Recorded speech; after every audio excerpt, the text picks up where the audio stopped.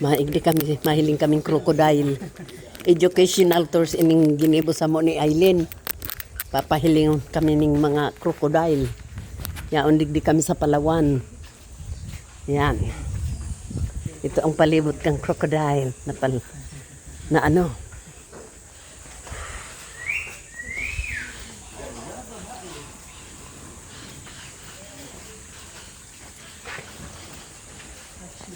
Pero pagpasok po natin, konting katahimikan lang po at huwag ipapatong yung kamay sa mga tanks ng mga baby crocodiles.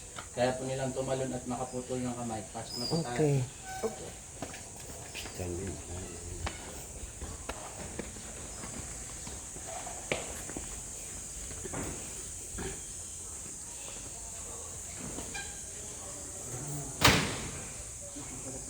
Yan ang crocodile. So ito pong nasa first and second tanks natin, ayan po yung mga freshwater or Philippine crocodile.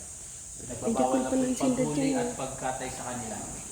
Endangered na po yung Philippine crocodile natin. Ito? Yes po. Ay, iyo. Karo na lang eh. Di. Sa buong mundo po, meron lang tayong 24 species na uri ng buhaya. Sa Pilipinas, 2 lang po ang meron. Yan na po yung freshwater and saltwater crocodile. Kaya una sa Senado ka ang crocodile ka na. So, pamilya ba kayo kay Lolong? Kay Lolong. So, si Lolong po ang record holder natin. Oh. Siya po yung pinakamalaking buhaya na nahuli sa wild. May haba po siya 20.8 feet long, almost 6 meters.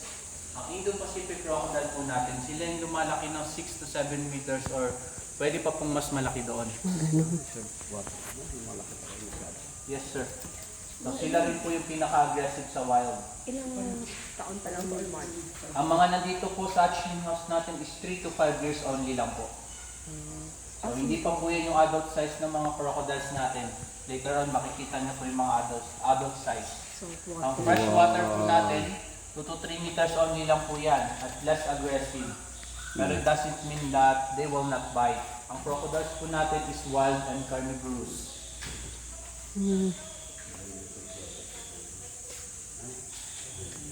So, ang saltwater crocodile lang po yung mga ginagawang crocodile meat and products. So Rizal and Davao City lang po yung may permit. Sila lang po yung may legal na papers para mag-operate ng mga crocodile meats. So sa Palawan, wala pong gumagawa niyan. Wala pong gumagawa niyan dito. Rizal, Metro Manila? Yes, and Davao City po. Oh, maganda na yun. Yes, actually hindi ko po alam yung exact na location nila pero Rizal Ay, and Davao nagkumpul-kumpul City sila, lang oh. po gumagawa. Endangered na po yung freshwater natin. So dito po, for conservation only lang po kami, special project po ng DNR para sa probinsya ng Palawan.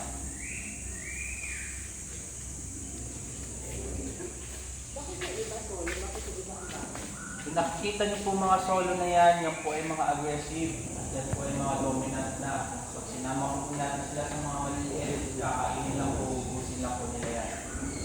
Yes po. Ingat lang po tayo, medyo tumatalong po sila pag nakakita ng tao. Ang mga crocodile naman po natin is nocturnal animal lang po yan sila. Hindi po sila gaano active sa umaga, pero tatal po pag may nakita yan sila kung anong bagay nandyan. Ay, ito dakla na to. Laki-laki ito. Malaki-laki yan. Uy, ito mas lalo ito dito. Dami oh. Ayan, gumagawa lang po yan sa mga freshwater. Yes po. Ang mga crocodile natin is cold-blooded. Yan ang pwede yung paraan nila para magpainit. Dito po mapapas yung freshwater, diskaraktarize ang nila. Ito pa, ang dami dito. Nakanganga na yung ano nila oh. Nakanganga na yung nguso. Yes, ma'am. And started po yung taxes nila.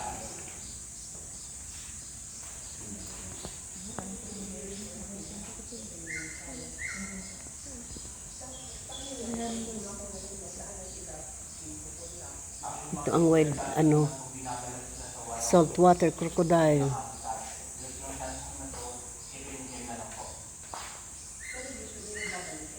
Yes po.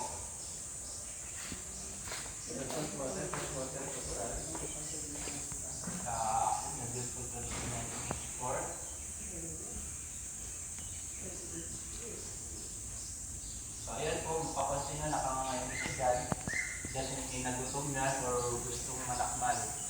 Yan lang po yung paraan ng mga crocodiles natin para mag-release ng heat. Wala po silang plan. Yes po. So, yung mga ganyang crocodiles po is kayang-kaya nilang makaputol ng mga kamay. Alright, proceed na po tayo sa big fence. Okay na. Okay na. Grabe, oh. Pwede nyo rin po itong picturean para in case mapunta kayo sa mga